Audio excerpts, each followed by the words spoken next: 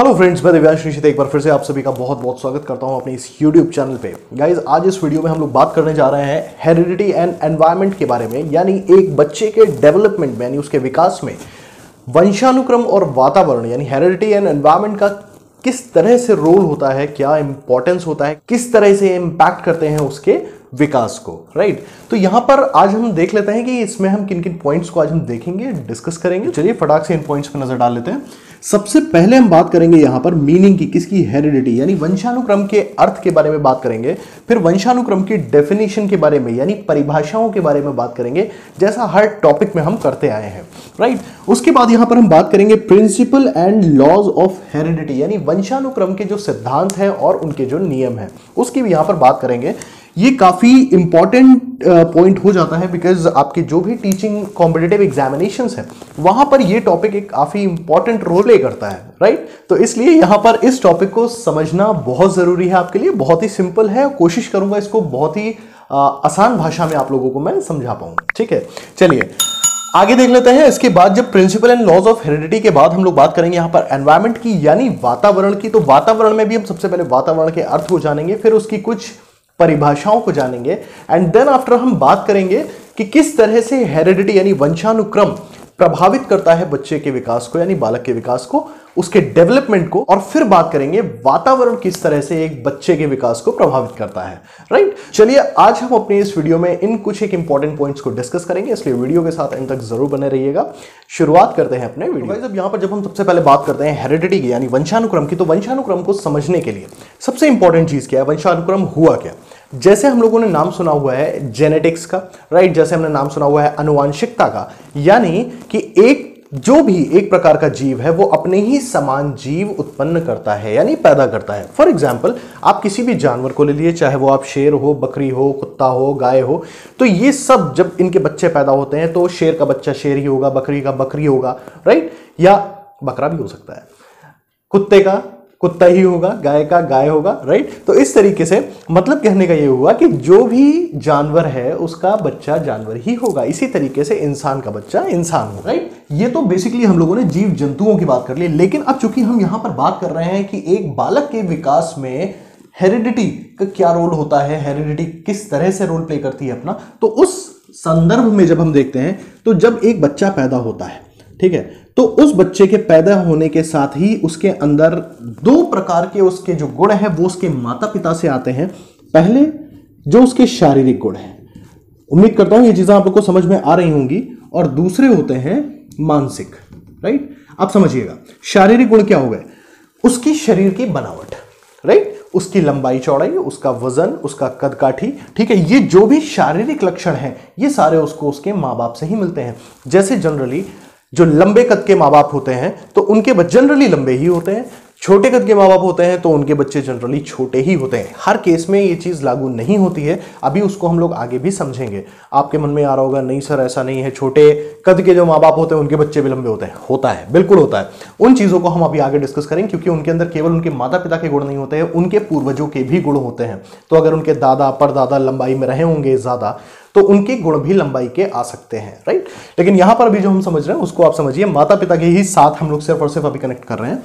दूसरा मानसिक पक्ष क्या होता है कि एक बच्चा जब पैदा होता है तो उसका जो इंटेलिजेंस होता है, उसकी जो सोचने की क्षमता होती है, उसकी जो बुद्धि होती है, वो जनरली कयास लगा लिया जाता है कि अगर इंटेलिजेंट माँ बाप हैं, तेज बुद्धि के माँ बाप हैं, तो बच्चा भी ऑब्वियसली तेज ही होगा। राइट, बहुत रेयर ऐसा देखा जाता है कि अगर बहुत ही इंटेलिजेंट माँ बाप हैं तो उनके बच्चे एकदम डम टाइप के हों, राइट, यानी उनका बुद्धि का स्तर बहुत ही निम्न हो। बहुत रेयर कह सकते हो आप, ऐसे केसेस दिखाई देते हैं, हालांकि दिखते हैं। इसी तरीके से उनका जो सोचने की क्षमता है, उनका जो ओवरऑल जो भी उनका IQ है, ये सारी चीजें वो बच्चा जब पैदा होता है तो अपने माँ बाप से लेकर ही पैदा होता है। राइट, वो कुछ स्पेसिफिक जीन्स होते हैं जिनकी वजह से ये लक्षण बच्चों में आते हैं। यही बेसिकली है आनुवांशिकता यानी वंशानुक्रम या हेरिडिटी। राइट, तो उम्मीद करता हूं ये हेरिडिटी यानी वंशानुक्रम को आप लोग समझ पा रहे होंगे। अब यहां पर हम लोग बात कर लेते हैं वंशानुक्रम की कुछ एक परिभाषाओं की जो हमारी काफी इंपॉर्टेंट है। तो अब आपकी स्क्रीन पर आपके सामने कुछ एक डेफिनेशंस हैं, उन डेफिनेशंस को जरा ध्यान से देखिएगा। सबसे पहली परिभाषा आपके सामने है H.A. पीटरसन के अनुसार अपने माता पिता के माध्यम से पैतृक कोष का प्राप्तांश वंशानुक्रम है, यानी heredity may be defined as what one gets from his ancestral stock through his parents. Right, next definition आपके सामने रूथ बेंडिक्ट के अनुसार है, वंशानुक्रम माता पिता से उनकी संतान को गुणों का प्रेषण है, यानी heredity is transmission of traits from parents to offsprings, right. इसी सीक्वेंस में तीसरी डेफिनेशन आपके सामने है, जे.ए. थॉमसन के अनुसार वंशानुक्रम मुख्यतः अनुवर्ती पीढ़ियों के बीच अनुवांशिक संबंध को दर्शाने वाला सहज शब्द है, यानी heredity is mainly a convenient term for the genetic relation between successive generations. Guys अब यहां पर हम लोग बात करते हैं प्रिंसिपल्स ऑफ हेरिडिटी की, यानी वंशानुक्रम के सिद्धांतों की, ठीक है। तो उसमें सबसे पहला जो सिद्धांत हम यहां डिस्कस करने जा रहे हैं दैट इज गाल्टन्स बायोमेट्री थ्योरी या जीव सांख्यिकी का सिद्धांत, जिसे गाल्टन ने दिया था, राइट। अब जरा इसको समझिएगा, इसका मतलब क्या हुआ इनका। गाल्टन का ये मानना था, जैसे अलग अलग साइकोलॉजिस्ट हुए तो उनकी अलग अलग अपनी थ्योरीज थी, उनका अलग अलग अपने बिलीव्स थे। कुछ का मानना होता था कि एक बच्चे के विकास में जो ओवरऑल जो सबसे ज्यादा अगर इंपॉर्टेंट रोल है वो है वंशानुक्रम का, यानी हेरिडिटी का। कुछ का मानना था कि नहीं एकदम वातावरण का प्रधान कारक वातावरण है, यानी सबसे इंपॉर्टेंट रोल उसका है। इस तरीके से सबके अपने अपने अलग अलग मत थे। तो उन मतों के आधार पर जो ये थ्योरीज हैं, यानी जो प्रिंसिपल्स हैं, इनको डिस्कस कर रहे हैं हम लोग। तो इनको थोड़ा सा ध्यान रखिएगा, ये बिल्कुल कंफ्यूज मत होइएगा कि सर यहां पर आपने ये बताया, अगले में वो बताया। ये सबकी अपनी अपनी थ्योरीज हैं, इसीलिए इन सिद्धांतों को यहां पर डिस्कस करना इंपॉर्टेंट है, राइट। कई बार आपके कॉम्पिटिटिव एग्जाम में, चाहे आपका थ्योरी एग्जाम हो, चाहे आपका बीएड हो, एमएड हो, आपका कोई भी एग्जामिनेशन जिसमें भी आपसे एजुकेशनल साइकोलॉजी के अंतर्गत आपसे पूछा जा सकता है हेरिडिटी, उसमें आपसे क्वेश्चंस पूछे जा सकते हैं, राइट। चलिए देखिए, तो इनका क्या कहना था कि एक अगर कोई बच्चा है, ठीक है, तो वो बच्चा जाहिर सी बात है, अभी जैसे मैंने आपको वंशानुक्रम में बताया कि उसके माता और पिता इन दो के गुणों को लेके पैदा होता है, ठीक है ना। तो अब यहां पर बात क्या हुई, जैसे यहां पर मैंने आपको एक एग्जांपल दिया था कि लंबे माँ बाप के बच्चे लंबे ही होते हैं और छोटे कद के माँ बाप के बच्चे छोटे ही होते हैं, जबकि ऐसा कहीं कहीं पर नहीं भी होता है। छोटे कद के माँ बाप के बच्चे भी लंबे होते हैं। ऐसा क्यों होता है? बिकॉज उस बच्चे के अंदर उसके माता पिता के अलावा उसके पूर्वजों के भी गुण आ गए। जैसे अब जब माता की बात कर रहे हैं तो माता के भी तो माता पिता रहे होंगे, यानी इनके जो माता पिता उनके भी गुण आ सकते हैं इस बच्चे के अंतर्गत, ठीक है। इसी तरीके से पिता के भी माता पिता रहे होंगे, इनके भी गुण आ सकते हैं, ठीक बात है, यानी इनके भी फादर मदर के गुण आ सकते हैं। फिर उसी तरीके से ये जो इनकी माँ की माँ थी, इनके भी तो माँ बाप रहे होंगे, इनके भी तो मदर फादर रहे होंगे, उनके भी गुण आ सकते हैं। इसी तरीके से जो इन माँ के जो फादर थे उनके भी मदर फादर यानी माता पिता होंगे, उनके भी गुण आ सकते हैं। इन द सेम वे इनके भी माँ बाप के गुण आ सकते हैं, इनके भी आ सकते हैं। तो बेसिकली गाल्टन्स बायोमेट्री थ्योरी यही थी कि एक पीढ़ी से दूसरी पीढ़ी में जो गुण स्थानांतरण होते हैं या हस्तांतरित होते हैं, वो गुण केवल माता पिता के हों ऐसा आवश्यक नहीं है, उसमें माता पिता के साथ साथ उनके पूर्वजों के गुण भी शामिल होते हैं, राइट। तो बेसिकली सिर्फ इतना सा ही है गाल्टन्स बायोमेट्री थ्योरी यानी जीव सांख्यिकी का सिद्धांत। इसको आपको सिर्फ इतना ही ध्यान रखना है, राइट। तो आई होप ये चीज आपको समझ में आई होगी। अब नेक्स्ट हम लोग चलते हैं। तो नेक्स्ट प्रिंसिपल आ जाता है principle of continuity of germ plasm, यानी जनन द्रव्यों की निरंतरता का सिद्धांत। ठीक बात है। अब देखिएगा, इसको समझिएगा, इसका मतलब क्या हुआ। पहली चीज ये किसने दिया? ये वीजमैन ने दिया, राइट, वीजमैन ने। अब इनका क्या कहना था कि ये जो जनन द्रव्य होते हैं, जनन द्रव्य क्या है? जिससे एक बच्चा बनता है, एक बच्चे का निर्माण होता है, ठीक है ना। जनन द्रव्यों की निरंतरता का सिद्धांत, इनका ये कहना था कि वो जो जनन द्रव्य होता है जिसको हम लोग बोलते हैं जर्म प्लाज्म, राइट, या जिसको हम बोल देंगे जीव द्रव्य, तो इनका ये कहना है कि जीव द्रव्य कभी भी नष्ट नहीं होता है, ठीक है। नष्ट नहीं होता है तो होता क्या है? ये नष्ट नहीं होगा, ये सिर्फ और सिर्फ पीढ़ी दर पीढ़ी हस्तांतरित होता है, यानी ट्रांसमिट होता रहता है, ठीक बात है गाइस। यानी वीजमैन का क्या कहना था दोस्तों कि जनन द्रव्य यानी जर्म प्लाज्म या जीव द्रव्य ये कभी भी नष्ट नहीं होते हैं, ये सिर्फ और सिर्फ पीढ़ी दर पीढ़ी हस्तांतरित होते हैं या जनरेशन टू जनरेशन ट्रांसमिट होते रहते हैं, राइट। इसका मतलब ठीक अभी जैसे अभी हम लोगों ने बात करी थी गाल्टन्स बायोमेट्री थ्योरी की, वहां पर उनका क्या कहना था कि एक बच्चा है तो उसके अंदर जरूरी नहीं कि केवल उसके माँ बाप के गुण आए, उसके पूर्वजों के गुण भी आ सकते हैं। तो पूर्वजों के गुण कैसे आएंगे? पूर्वजों के गुण वैसे ही आएंगे जैसे पूर्वजों के जो जनन द्रव्य हैं वो माता पिता के अंदर है, ठीक है, वही जनन द्रव्य माता पिता से बच्चे में ट्रांसमिट हुए, राइट। इसी तरीके से वो जो जनन द्रव्य है वो नष्ट नहीं होता है, सिर्फ और सिर्फ पीढ़ी दर पीढ़ी वो ट्रांसमिट होता रहेगा, राइट। तो ये बेसिकली इनका मानना था वीजमैन का, इसीलिए इसको बोला जाता है principle of continuity of germ plasm या जनन द्रव्यों की निरंतरता का सिद्धांत, राइट। तो आई होप ये चीज समझ में आ रही होगी आपको। बहुत डेप्थ में आपको जाने की कोई जरूरत नहीं है, आपको सिर्फ इस चीज को समझना है कि ये थ्योरी एक्चुअली बोलती क्या है, राइट। चलिए अब तीसरी थ्योरी को भी हम लोग यहां देख लेते हैं। तो the third principal is principle of non transmission of acquired traits. दोस्तों ध्यान दीजिएगा, पहले तो इसको हम लोग इसके नाम से ही समझ लेते हैं। यहां पर एक जो टर्म आ रहा है आपके सामने, that is acquired traits, right. Acquired traits यानी उपार्जित गुण। उपार्जित गुण क्या होते हैं? देखिए यहां पर बात आ रही है वंशानुगत गुणों की, बात नहीं आ रही है, यहां पर बात आ रही है उपार्जित गुणों की, यानी एक्वायर्ड ट्रेट्स, यानी कुछ ऐसी चीजें जो इंसान ने खुद से अपने अंदर अपने इंटरेस्ट के अकॉर्डिंग डेवलप करी हो, तो उसका नॉन ट्रांसमिशन यानी उसका जो है असंचरण, यानी उसका संचरण नहीं होता है पीढ़ी दर पीढ़ी। ये किसने कहा? ये कहा वीजमैन ने। इसको और आसान भाषा में समझिए। जैसे मान लीजिए कोई इंसान होता है, वो जैसे जैसे मैच्योर होता है, उसका इंटरेस्ट किसी का सिंगिंग में आ जाएगा, राइट, गाना गाने में, किसी का कुकिंग में आ जाएगा, किसी का क्रिकेट में आ जाएगा, किसी का फुटबॉल में आ जाएगा, किसी का स्विमिंग में आ जाएगा, राइट। तो मतलब सबके अलग अलग इंटरेस्ट हो जाते हैं। तो क्या ये जरूरी है कि जो उनके बच्चे पैदा हों उन बच्चों में भी वही सेम इंटरेस्ट डेवलप हो, यानी वही सेम जो गुण है वो उन बच्चों में भी है? ऐसा बिल्कुल भी जरूरी नहीं है। क्रिकेटर का बेटा क्रिकेटर बनेगा ऐसा जरूरी नहीं है, राइट। ठीक वैसे ही जैसे सुपर 30 का डायलॉग था, ऋतिक रोशन ने मारा था, राजा का बेटा राजा नहीं बनेगा, राजा वही बनेगा जो राजा बनने के हकदार होगा, है ना।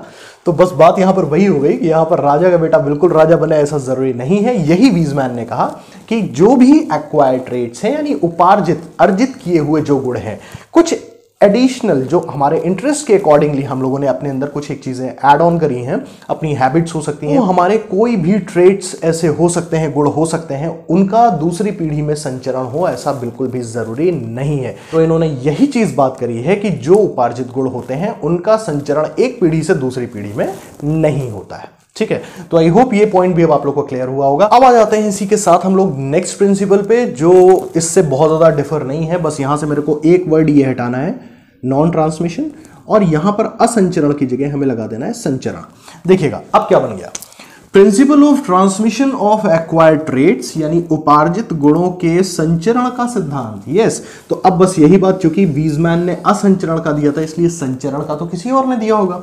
वो किसने दिया था?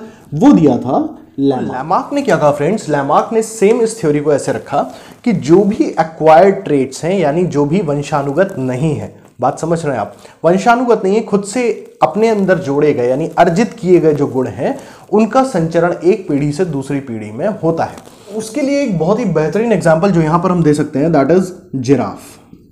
जिराफ का एग्जाम्पल हम क्यों दे सकते हैं? क्योंकि जिराफ के लिए कहा जाता है कि जिराफ की जो गर्दन थी वो गर्दन शुरुआत से ही इतनी लंबी नहीं थी।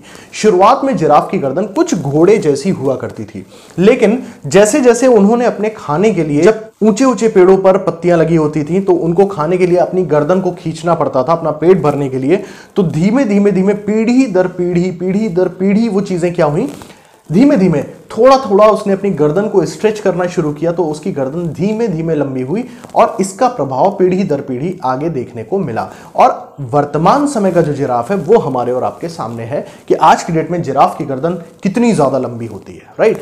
तो यानी ये जिराफ की गर्दन शुरुआत से ही उतनी लंबी नहीं थी, ठीक है। तो बस यहीं पर ये लैमार्क का जो सिद्धांत है, जो इनकी थ्योरी है, वो यहां पर लागू होती है जिराफ के केस में। दूसरा एक एग्जांपल इसका और आप देख सकते हैं, जैसे हम इंसानों की बात करें अगर, तो हमारे पूर्वजों के बारे में बात करी जाए तो क्या कहा जाता है? हमारे पूर्वज बंदर थे, ऐसा कहा जाता है। हम लोगों ने बहुत छोटे पर जब अपने हिस्ट्री वगैरह पढ़ते थे तो उसमें हम लोग देखते थे जो प्रागैतिहासिक काल हुआ करता था, राइट, जिसको हम लोग स्टोन एज भी बोलते हैं। तो वहां पर क्या था? वहां पर जो एक इंसान था वो काफी कुछ वानर के ही रूप में होता था, ठीक बात है। लेकिन हुआ क्या, धीमे धीमे अपनी जरूरतों के हिसाब से वो ट्रांसफॉर्मेशन हुआ और आज के टाइम का जो इंसान है वो आपके सामने है, राइट। तो आप इस चीज को समझ पा रहे होंगे। तो ये principle of transmission of acquired traits है कि धीमे धीमे अपनी जरूरतों के हिसाब से अपनी चीजों को अपनी पर्सनालिटी में ऐड ऑन करना, और वही जो चीजें हमने ऐड ऑन करी, वो जो गुण हमने अर्जित किए हैं, वो गुण हमारी आने वाली पीढ़ियों में दिखाई देने लग जाए, ठीक बात है। तो इसके लिए ये एक उदाहरण जिराफ का भी मैंने आपको दिया। चलिए अब इसके बाद हम लोग आ जाते हैं नेक्स्ट अपनी फिफ्थ थ्योरी, यानी fifth is Mendel's theory of heredity, यानी मेंडल का अनुवांशिकता का सिद्धांत या वंशानुक्रम का सिद्धांत। तो देखिए मेंडल ने जो वंशानुक्रम का सिद्धांत दिया, ये हम लोगों ने बहुत छोटे पर अपने साइंस की बुक्स में पढ़ा हुआ है, और जिन लोगों ने नहीं पढ़ा है वो इसको देख सकते हैं। यहाँ पर मैं आपको इसका जो बेसिक जो सार है वो आपको मैं बता दे रहा हूं, बाकी डिटेल में जिसको भी पढ़ना है वो डिटेल में पढ़ सकता है। यहां पर चूंकि वीडियो बहुत लंबा ना हो इसलिए इसको मैं डिटेल में डिस्कस नहीं करूंगा। मेंडल का जो सिद्धांत था, मेंडल ने बेसिकली क्या किया, मटर के दानों पर, ठीक है ना, और चूहों पर अपने कुछ प्रयोग किए, ठीक है, यानी छोटी मटर और बड़ी मटर के दानों के साथ प्रयोग किए, फिर चूहों में सफेद चूहे और काले चूहों के साथ प्रयोग किए। तो इन प्रयोगों से बेसिकली जो इनका कंक्लूजन निकला, कि कंक्लूजन एक्चुअली क्या था, एक ही माता पिता के बच्चों में भिन्नता पाई जाती है। तो ऐसा बिल्कुल सच है, हम लोग देख भी सकते हैं कि पेरेंट्स एक ही होते हैं, उसी में एक बच्चा होता है पढ़ने में बहुत तेज होता है, एक होता है पढ़ने में बिल्कुल कमजोर होता है या पढ़ाई में इंटरेस्ट ही नहीं होता है, उसका खेल कूद में इंटरेस्ट होगा, राइट। तो इस तरीके से ये जो मेंडल का वंशानुक्रम का सिद्धांत है, ये मेंडल के ही एक्सपेरिमेंट के थ्रू ये चीज इन्होंने बताई कि एक ही माता पिता के बच्चों में जरूरी नहीं है कि वो सभी के सभी बच्चे एक जैसे हों। यही बड़ी मटर के दाने और छोटे मटर के दानों के साथ हुआ था, और यही सफेद चूहे और काले चूहों के साथ हुआ, राइट। तो इस तरह से यहां पर ये जो 5 थ्योरीज या इन प्रिंसिपल्स को हम कह लें, तो हमने यहां पर देखा। आई होप ये पांचों आप लोग के क्लियर हुए होंगे, और अगर क्लियर हुए हैं और मजा आ रहा है तो यार लाइक करना बिल्कुल मत भूलिएगा। आप लोग वीडियोस को देखते हो, वो मेरे को पता चलता है कि आप लोग पसंद भी करते हो, लेकिन यार लाइक करने में इतनी कंजूसी आप लोग क्यों करते हो? आप लोग चाहते हो कि आप लोग के लिए वैसा कंटेंट मैं प्रोवाइड करूं, कंटेंट में शूट करूं, मुझे कोई दिक्कत नहीं है, लेकिन आपके एक लाइक से मुझे बहुत मोटिवेशन मिलता है, राइट। इनफैक्ट किसी भी क्रिएटर को बहुत मोटिवेशन मिलता है, राइट, बिकॉज यहां पर आप ये जान रहे हो कि ये एफर्ट्स जो हम दे रहे हैं, ये एफर्ट्स किस लिए दे रहे हैं, यहां से हमको अभी क्या चीज मिलने जा रही है। जो मिलेगा वो इन फ्यूचर जब मिलेगा तब मिलेगा यार, अभी कुछ भी नहीं मिल रहा है, ऑनेस्टली सच बता रहा हूं आपको। तो अभी के लिए हमारे अंदर क्या है कि रेगुलर वीडियोस मेरे आए, उसके लिए सिर्फ और सिर्फ जिस हिसाब से व्यूज है ना, उस हिसाब से यार लाइक्स बनाते हुए चलिए। अगर 1 के व्यूज निकलते तो 1 के लाइक होने चाहिए, प्लीज यार कंजूसी मत करिए, ठीक है। नेक्स्ट चलिए, अब हम लोग यहां पर बात कर लेते हैं कुछ एक लॉज की, लॉज ऑफ हेरिडिटी। यहां पर जो 3 बेसिकली लॉज हैं, वो लॉज कौन कौन से हैं, वो नियम कौन से देख लीजिएगा। सबसे पहला है समानता का नियम, यानी लाइक बिगेट्स लाइक। सेकंड है दैट इज विभिन्नता का नियम, यानी लॉ ऑफ वेरिएशन। और तीसरा है प्रत्यागमन का नियम, यानी लॉ ऑफ रिग्रेशन। फटाक से समझिए, देखिए क्या होता है। समानता का नियम क्या है कि माता पिता के जैसी ही ठीक संतान, ठीक है, यानी एकदम उनके समान संतान, ठीक बात है। तो इसको आप वैसे ही समझ सकते हैं, जैसे घोड़ा अगर बच्चा देगा घोड़ा देगा, बंदर बच्चा देगा बंदर देगा, इंसान बच्चा देगा इंसान देगा, यानी माता पिता के ठीक जैसी संतान, वही क्या हो गया, लाइक बिगेट्स लाइक, समानता का नियम, ठीक बात है। नेक्स्ट है विभिन्नता का नियम, यानी law of variation. Law of variation का मतलब माता पिता से कुछ भिन्न या कुछ अलग संतान, ठीक बात है। यानी जरूरी नहीं कि एकदम माँ बाप की कॉपी हो वो संतान, ठीक है ना, चाहे वो उसका इंटेलिजेंस हो, चाहे वो उसका रंग रूप हो, चाहे वो किसी भी एस्पेक्ट में अगर आप देखें तो कहीं ना कहीं कुछ ना कुछ अलग जरूर होगा, वो किसी भी रूप में अलग हो सकता है, ठीक है।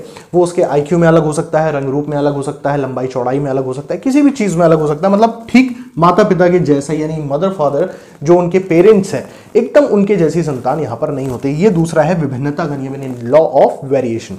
तीसरा आता है दैट इज प्रत्यागमन का सिद्धांत, यानी लॉ ऑफ रिग्रेशन। यहां इसका मतलब है मां बाप से ठीक विपरीत संतान, ठीक बात है।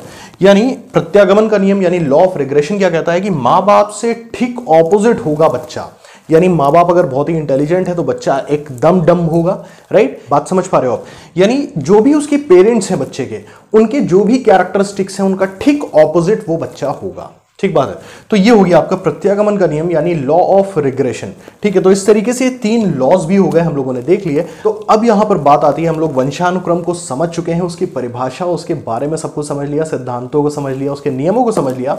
अब यहां पर हमें देखना है कि एक वंशानुक्रम किस तरह से एक बच्चे के विकास को प्रभावित करता है, राइट। यानी वंशानुक्रम का क्या इफेक्ट है एक बच्चे के डेवलपमेंट। अब यहां पर नेक्स्ट आपके सामने पॉइंट है that is effect of heredity on development of a child, right. यानी वंशानुक्रम का प्रभाव एक बच्चे के विकास में किस तरह से होता है, उसको कुछ 4 पॉइंट्स में हम लोग देखेंगे। यहां से मैं बस आपको ये कंसेप्ट समझाने की कोशिश कर रहा हूं कि वंशानुक्रम किस तरह से इफेक्ट डालता है एक बच्चे के डेवलपमेंट पे। यहां पर आप अपने एंड से भी कुछ पॉइंट्स एडिशनल बना सकते हैं और उनको मेंशन कर सकते हैं अपने आंसर को इंप्रूव करने में, राइट।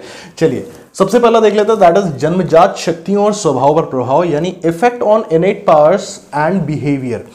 इनेट पावर्स कौन सी हो गई? जन्मजात शक्तियां। जैसे हम लोग कहते हैं, कई बार होता है कि हमारे सामने बड़े ही विलक्षण प्रतिभा के, बहुत ही एक्स्ट्राऑर्डिनरी बच्चे हमारे सामने आ जाते हैं जो किसी भी चीज में बड़े ही अलग से होते हैं, मतलब जिनको ये देख के लगता है कि नहीं यार ये बंदे के अंदर ना ये गॉड गिफ्टेड है कुछ, है ना। वो गॉड गिफ्टेड चीज कोई भी हो सकती है। कोई बच्चा पढ़ाई में कुछ एक्स्ट्रा ऑर्डिनरी हो सकता है, कुछ बच्चे ऐसे होते हैं इनमें ऊपर वाले ने उनके गले को इतना सुरीला बना के भेजा होता है कि वो बच्चा एक छोटी सी एज में, जब उसको सारे काम पा भी नहीं अच्छे से आता है, लेकिन उस समय पर भी अगर गुनगुनाता है तो पता चलता है कि नहीं यार, ये तो इसके अंदर लग रहा है कि ऊपर वाले ने स्पेशली इसको गाने की यानी एक सिंगिंग आर्ट के साथ इसको भेजा है धरती पर, राइट। तो इस तरह के बहुत सारे बच्चे होते हैं जिनके अंदर कुछ जन्मजात एक्स्ट्रा ऑर्डिनरी पावर्स यानी इनेट पावर्स होती हैं। तो वो इनका मानना है जो इनेट पावर्स होती हैं ये वंशानुक्रम का ही नतीजा होता है, राइट। वंशानुक्रम वही चीज हो गई, वो किसी भी पीढ़ी के उनके पूर्वज भी हो सकते हैं, माता पिता से भी वो जन्मजात शक्तियां आ सकती हैं, कहीं से भी वो शक्तियां उस बच्चे में आ सकती हैं, लेकिन है ये वंशानुक्रम का ही प्रभाव। ठीक बात है, क्लियर हो गया। नेक्स्ट है दैट इज स्वभाव पर प्रभाव। तो उसका जो बिहेवियर है, बिहेवियर भी ऐसा माना जाता है कि एक बच्चे का जो स्वभाव है वो किस तरह का बिहेव करता है, किस तरह का उसका व्यवहार है लोगों के साथ समाज में, वो भी बहुत हद तक उसके वंशानुक्रम पर ही निर्भर करता है, राइट। यानी ये इफेक्ट है बेसिकली हेरिडिटी का उसके बिहेवियर पे और उसकी इनेट पावर्स पर। ठीक बात है। इसीलिए एक साइकोलॉजिस्ट हुए हैं थॉर्नडाइक ने भी यहां पर बोला है कि एक बच्चे की जो मूल शक्तियां होती हैं यानी उसकी जो इनेट पावर्स होती हैं उसका कारण क्या होता है, वंशानुक्रम ही होता है। ठीक है, तो ये ध्यान रखिएगा। नेक्स्ट आ जाता है आपका व्यावसायिक योग्यता पर प्रभाव। व्यावसायिक योग्यता की बात जब आती है तो मैं आपसे सिर्फ एक एग्जाम्पल की बात करूंगा, बहुत आसानी से कनेक्ट कर ले जाओगे। क्या जो बनिया होते हैं, राइट, बनिया, उनका जो बच्चा होता है, बनिया के बच्चे को क्या जोड़ घटाना गुणा भाग सिखाने की जरूरत होती है? बिल्कुल नहीं। ऐसा ये कहा जा सकता है कि जो एक बनिया का बच्चा है वो सारा जो कैलकुलेशन है ना, यानी उसके अंदर जो वो हिसाब किताब करने की जो कला होती है वो उसको वंशानुक्रम के ही आधार पर प्राप्त हो जाती है, राइट। यानी उसको वो हेरिडिटरी मिलती है, उसको कोई एक्स्ट्रा उसके लिए एफर्ट्स या पढ़ाई करने की जरूरत नहीं होती है। ठीक बात है। तो इसी तरीके से व्यावसायिक योग्यता को हम लोग समझ सकते हैं। नेक्स्ट है शारीरिक बनावट पर प्रभाव। ये तो बहुत ही सिंपल पॉइंट है, इफेक्ट ऑन फिजिकल स्ट्रक्चर, कि एक बच्चा किस तरह की उसकी बनावट है, लंबाई चौड़ाई, रंग रूप, मोटा पतला, राइट। तो ये बेसिकली कहां से आता है, ये भी वंशानुक्रम यानी उसके माता पिता से ही उस बच्चे में आता है। ठीक बात है। नेक्स्ट है मानसिक योग्यता। तो मानसिक योग्यता यानी मेंटल एबिलिटीज जो होती हैं ये भी बच्चे की उसके वंशानुक्रम पर ही ज्यादातर डिपेंड करती हैं, राइट। यानी अगर बहुत ही इंटेलिजेंट पेरेंट्स हैं तो उनके बच्चे जनरली इंटेलिजेंट ही देखे जाते हैं, और अगर कोई लो आईक्यू के या लो इंटेलिजेंस के पेरेंट्स होते हैं तो उनके बच्चे भी उसी तरह के होते हैं। ठीक बात है। तो इस तरीके से वंशानुक्रम के प्रभाव को हम लोग देख सकते हैं, समझ सकते हैं। अब इसके बाद हम लोग बात करेंगे यहाँ पर वातावरण की, यानी अब यहाँ पर जब हम बात करते हैं वातावरण की यानी एनवायरमेंट की, तो इसको हम लोग पर्यावरण भी बोल सकते हैं। और पर्यावरण का मतलब आप सभी को पता है, परि प्लस आवरण। ठीक है, परि का मतलब चारों तरफ, आवरण मतलब घिरा होना, यानी चारों तरफ से जिस भी माहौल से घिरे होते हैं हम, वही कहलाता है हमारा पर्यावरण या वातावरण या एनवायरनमेंट। ठीक बात है। तो यहां पर जब हम बच्चे के विकास के संदर्भ में वातावरण की बात कर रहे हैं यानी एनवायरनमेंट की बात कर रहे हैं, तो आपको पहली चीज ये पता होना चाहिए कितने तरह का वातावरण हो सकता है। हालांकि आपको सब पढ़ने की जरूरत नहीं है, आपके लिए जो इंपॉर्टेंट है उसी को हम लोग यहाँ डिस्कस करेंगे, लेकिन उसके पहले मैं आपको बता देता हूं कि कितने तरह के वातावरण। जब यहां पर हम लोग वातावरण की बात करते हैं तो काफी सारे वातावरण हमारे सामने आते हैं। सबसे पहले सामाजिक वातावरण हो गया, पारिवारिक हो गया, विद्यालयी हो गया, मानसिक हो गया, भौगोलिक वातावरण हो गया, जन्म पूर्व वातावरण, जन्म पश्चात वातावरण, आंतरिक वातावरण, बाह्य वातावरण। बहुत सारे ऐसे चीजें हैं जिनको हम कनेक्ट कर सकते हैं एक दूसरे से भी इसमें। ठीक है, लेकिन यहां पर जो इंपॉर्टेंट चीज ये है कि एक बच्चे के विकास में अगर हम बात करें तो सबसे ज्यादा इंपॉर्टेंट हो जाता है उसका एक तो पारिवारिक वातावरण और उसका विद्यालयी वातावरण। ठीक है, जहां पे वो बेसिकली ये सामाजिक वातावरण के ही अंतर्गत आता है। ठीक है, तो चलिए अब फटाफट हम लोग देख लेते हैं विद्यालयी और पारिवारिक वातावरण को समझ लेते हैं, देन आफ्टर हम लोग आगे। गाइस देखिए फटाक से यहाँ पर जो पारिवारिक वातावरण यानी डोमेस्टिक एनवायरनमेंट जो है और जो विद्यालयी वातावरण यानी स्कूल एनवायरनमेंट है, इन दोनों में क्या थोड़ा सा डिफरेंस है, इन चीजों को ध्यान में रखना है। पारिवारिक वातावरण में जो आपको ये ध्यान में रखना है कि प्रवेश यानी उसमें जब बच्चा एंट्री करता है तो उसकी एज क्या होती है, उसकी अवस्था कौन सी होती है, तो दैट इज शैशवावस्था, जिसे हम लोग इन्फेंसी भी कहते हैं। ठीक बात है। विद्यालयी में प्रवेश कब होता है, बाल्यावस्था में, जिसको हम लोग चाइल्डहुड भी कहते हैं। ठीक बात है। अब देखिए प्रथम विद्यालय किसको कहा जाता है, घर को कहा जाता है, बच्चे के परिवार को कहा जाता है, और उसी आधार पर प्रथम शिक्षक बच्चे की कौन होती है, वो उसकी माँ होती है। ठीक है ना, हमारी मदर हमारी फर्स्ट टीचर ही तो थी। ठीक है, नेक्स्ट है अनौपचारिक शिक्षा यहां पर हमें मिलती है, यानी इनफॉर्मल एजुकेशन हमको यहां पर मिलती है अपने घर के माहौल में, एंड साथ ही साथ यहां से बच्चे के विकास की नींव रखी जाती है। यहां से अंदाजा लगा लिया जाता है कि ये बच्चा अपने भविष्य में कहां तक और किस लेवल तक ग्रो कर सकता है। ठीक बात है। इसी तरीके से विद्यालय में यहां पर औपचारिक शिक्षा मिलती है, ऑब्वियसली हम लोग को पता है फॉर्मल एजुकेशन, जो कि यहां पर इनफॉर्मल थी। तो इस तरीके से ये जो वातावरण है, इस वातावरण में आपको 2 ही 3 पॉइंट्स अच्छे से ध्यान में रखने की जरूरत है कि आपका प्रवेश किस किस अवस्था में होता है, ठीक है ना। चलिए, अब इसी के साथ आपको मैं एक चीज बहुत ही इंपॉर्टेंट बता देना चाहता हूं गाइस, कि यहां पर ये जो वातावरण है, इस वातावरण को अपने वर्तमान परिप्रेक्ष्य में प्रधान कारक माना जाता है। किस चीज में? बच्चे के विकास में, ठीक बात है। तो अगर मान लीजिए हमसे क्वेश्चन कहीं पर पूछ लिया जाता है, वो चाहे हमारा कॉम्पिटेटिव एग्जाम में ही क्यों ना हो, कि एक बच्चे की बुद्धि के विकास में, उसके व्यवहार के विकास में, उसके अधिगम के विकास में जो प्रधान कारक है वो कौन सा है, आपके सामने ऑप्शन वातावरण भी होगा, वंशानुक्रम भी होगा, दोनों भी होगा, इनमें से कोई नहीं भी होगा, तो आपको सही आंसर लगाना है, दैट इज वातावरण, यानी प्रधान कारक यही है। हाँ, अगर केवल आपसे कारक पूछ लेता है कि कारक कौन से हैं, तो उसमें दोनों कारक लागू होंगे, आपका वातावरण भी लागू होगा और वंशानुक्रम भी लागू होगा, ठीक बात है। एनीवेज, चलिए, तो यहां पर इतनी चीजें हम लोगों ने देख ली। अब फटाक से हम लोग देख लेते हैं वातावरण की कुछ एक इंपॉर्टेंट परिभाषाएं, जो कि आपकी स्क्रीन पर ये रही। सबसे पहली परिभाषा आपके सामने J.S. रॉस के अनुसार है, पर्यावरण हमें प्रभावित करने वाला बाह्य बल है। Environment is an external force which influences us. Next definition, according to Anne Anastasi, वातावरण व्यक्ति के जीन को छोड़कर अन्य सभी चीजों को प्रभावित करता है। The environment is everything that affects the individual except his genes. Next definition, according to Rutch, वे समस्त परिस्थितियां जो व्यवहार को उद्दीपन प्रदान करती हैं अथवा व्यवहार में सुधार लाने का कार्य करती हैं, पर्यावरण कहलाती हैं। यानी environment is the totality of conditions that serve to stimulate behavior or act to bring about modification to behavior. तो गाइज, अब यहां पर हम बात करने जा रहे हैं impact of environment in the development of a child, यानी वातावरण का प्रभाव किस पे, बच्चे के विकास में, ठीक है। अब देखिए, यहां पर कुछ एक 6 पॉइंट्स की हम लोग यहां पर बात करेंगे फटाफट, राइट, क्योंकि वीडियो भी काफी लंबा होता जा रहा है, तो इसलिए इंपैक्ट ऑन पर्सनैलिटी, यानी व्यक्तित्व पर प्रभाव, यानी ये वातावरण जो है, हमारे चारों ओर का जो माहौल है, ये एक बच्चे के व्यक्तित्व पर बहुत प्रभाव डालता है। इसके लिए एक साइकोलॉजिस्ट हुए हैं कूले, ठीक है। कूले ने कुछ बच्चों पर, यानी निर्धन परिवारों के, जो गरीब परिवार के बच्चे थे, उन बच्चों पर उन्होंने कुछ एक स्टडीज करी। उन्होंने स्टडीज ये करी कि उनके जो माता पिता थे, जिनके पास कोई भी मीन्स नहीं थे, पैसा नहीं था, तो उन्होंने अपने बच्चों को अच्छा और सक्सेसफुल बनाने के लिए एक अच्छे एनवायरनमेंट दिया, उन बच्चों को एक अच्छा वातावरण दिया, जिसके परिणाम स्वरूप वो बच्चे उतने ही अच्छे, उतने ही सक्सेसफुल निकले। इसी आधार पर यह माना गया कि ये जो वातावरण है, ये पर्सनैलिटी को इंपैक्ट करता है, राइट, यानी व्यक्तित्व को प्रभावित करता है। परिस्थितियां चाहे जैसी हों, लेकिन अगर बच्चे को वैसा माहौल दे दिया जाएगा तो बच्चा डेफिनेटली वैसा ही निकलेगा। और यहीं पर अगर बच्चे को जस्ट ऑपोजिट एक एनवायरनमेंट दे दिया जाता, जहां पर पढ़ाई लिखाई का या कोई भी अच्छी चीजों का स्कोप वहां पर नहीं था, तो बच्चे क्या कभी भी उतने सक्सेसफुल होके, उतने पढ़े लिखे हो पाते? बिल्कुल भी नहीं हो पाते, राइट। तो इसी तरीके से इंपैक्ट ऑन पर्सनैलिटी हम समझ सकते हैं। नेक्स्ट आ जाता है इंपैक्ट ऑन फिजिकल डिफरेंसेस, यानी शारीरिक विभिन्नताओं पर प्रभाव। अब इस पॉइंट को समझने के लिए मैं एक नाम आपके सामने लिखना चाहूंगा, फ्रांज बॉन्स। फ्रांज बॉन्स ये एक साइकोलॉजिस्ट हुए हैं जिन्होंने अमेरिका में बसे हुए जापानीज और यहूदी लोगों पे स्टडीज करी। तो उन्होंने ये देखा कि वहां के जो भौगोलिक वातावरण है वहां का, यानी कि जो जियोग्राफिकल एनवायरनमेंट है वहां का, उसकी वजह से जो वहां के जापानीज और यहूदी लोग थे, उनकी लंबाइयों में डिफरेंस आया, यानी उनकी लंबाई बढ़ गई, ठीक है ना। तो इस आधार पर यह भी माना जाता है कि शारीरिक विभिन्नताओं पर, यानी फिजिकल डिफरेंसेस पर भी इंपैक्ट पड़ता है एनवायरनमेंट का, राइट। नेक्स्ट आ जाता है that is impact on mental development. तो गाइज, मेंटल डेवलपमेंट के लिए साइकोलॉजिस्ट एक है जिनका नाम आता है गॉर्डन, ठीक है, गॉर्डन।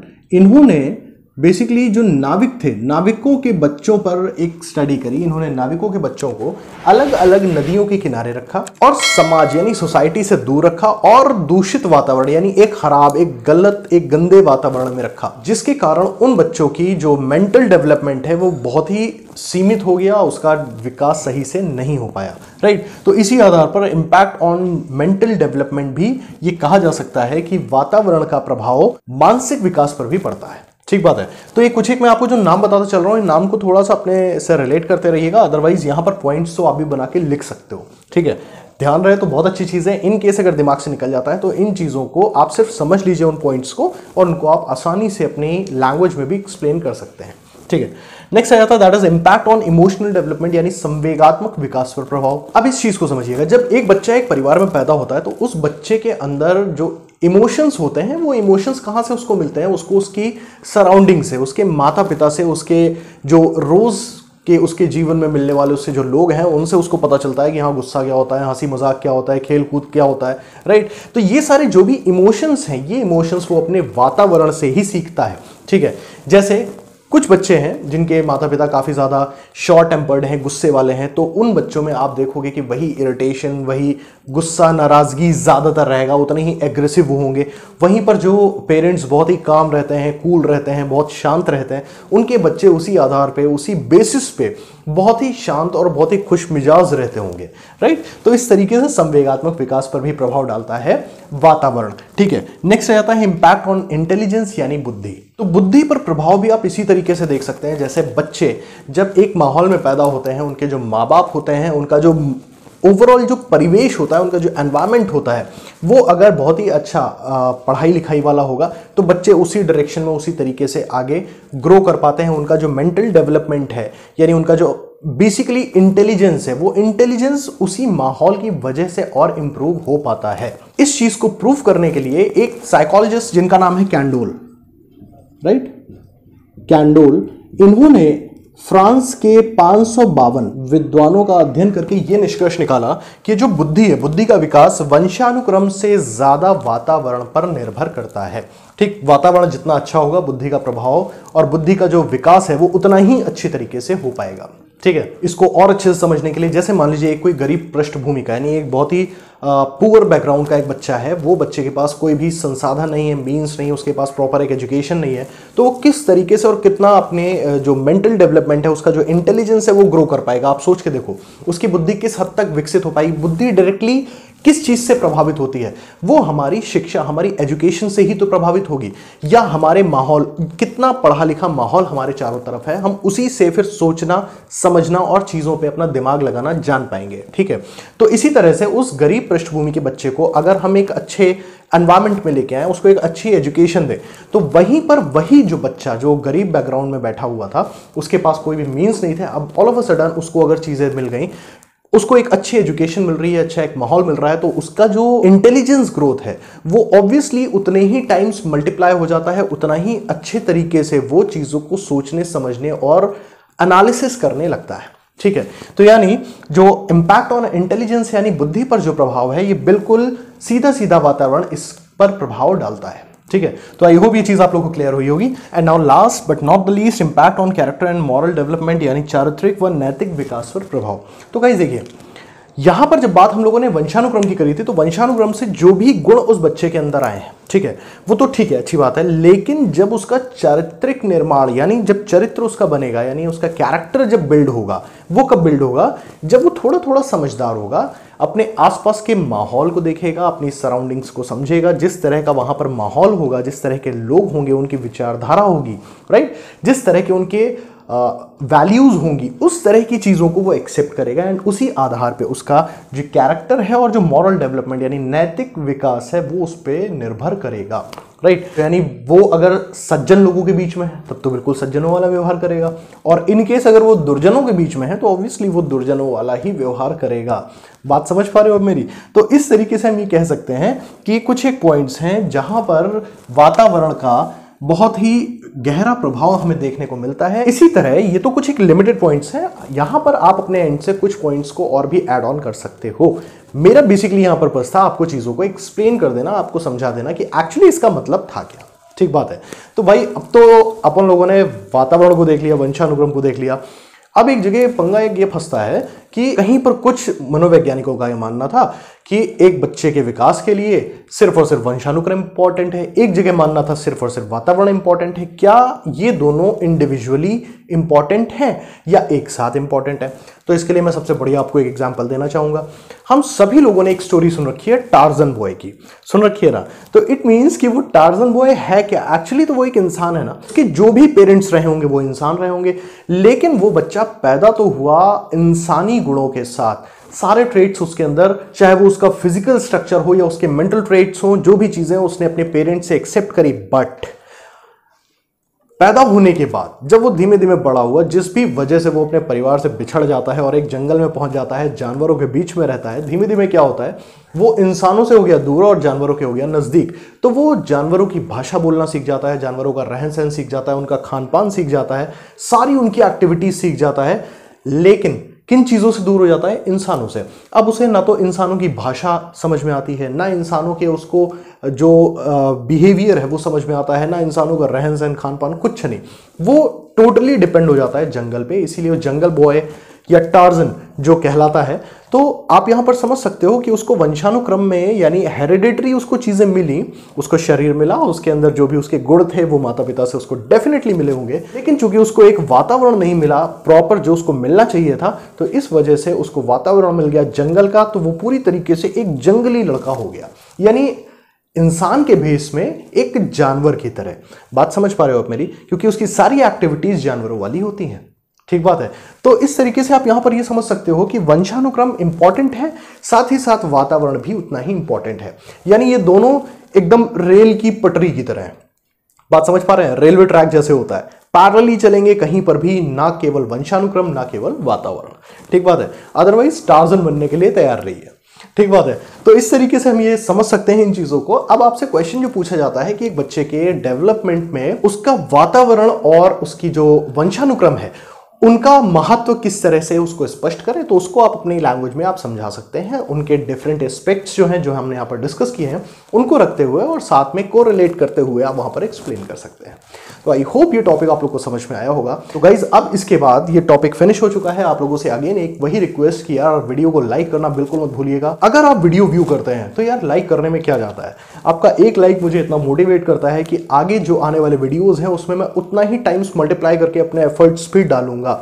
एटलीस्ट मुझे वो मोटिवेशन तो दीजिए, राइट। तो उम्मीद करता हूं इस बार आप मुझे वो शिकायत का मौका नहीं देंगे। जो भी लोग चैनल पे फर्स्ट टाइम विजिट कर रहे हैं, चैनल को सब्सक्राइब कर दीजिए और बेल बटन जरूर प्रेस कर दीजिए, सो दैट आपको लेटेस्ट नोटिफिकेशन चैनल का मिलता रहे, राइट। चलिए इसी के साथ मिलते हैं अपने नेक्स्ट वीडियो में। Thank you very much. जय हिंद।